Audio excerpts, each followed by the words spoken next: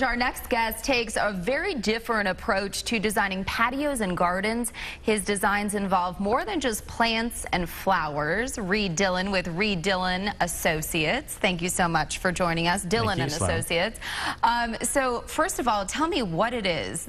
These aren't plants and flowers. These are actual antique items that you're putting in people's yards. Yes, I like to incorporate architectural antiques into the gardens. It's like this time of year when things are looking really worn down and beaten down by the heat, these things always look good. So you don't have to worry about things like that. And it incorporates an element of age that a lot of people want in their gardens. It looks like it's been established for a long time.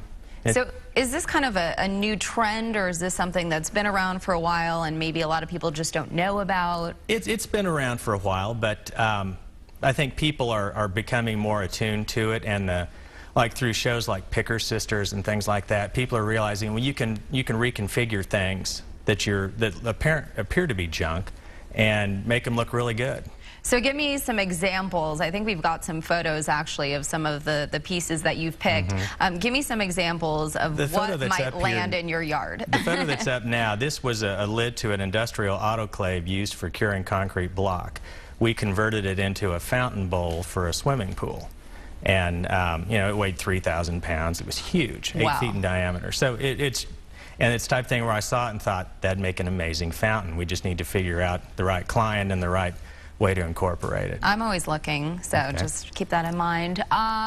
What else? Show us some other things. Gates, or architectural or antique gates, are always a great thing to incorporate in gardens. This particular photo was an antique fountain bowl. It's cast iron, again, looks like a clamshell, and we designed a fountain around that. Here's an example of a gate. Okay. You can use gates as trellis panels to grow vines on. So in the winter, when the vines aren't there, you've got this beautiful gate hanging on a wall, or things like that. So tell me, where can you find these items and what can you expect to pay? I assume it's kind of all over the place. There's probably a pretty big range. It is. It's all over the place. You can look at architectural salvage places. You can look at junkyards, antique stores, all kinds of different places. There's reproduction things that aren't bad looking, and once you let them rust a little bit, they look pretty good.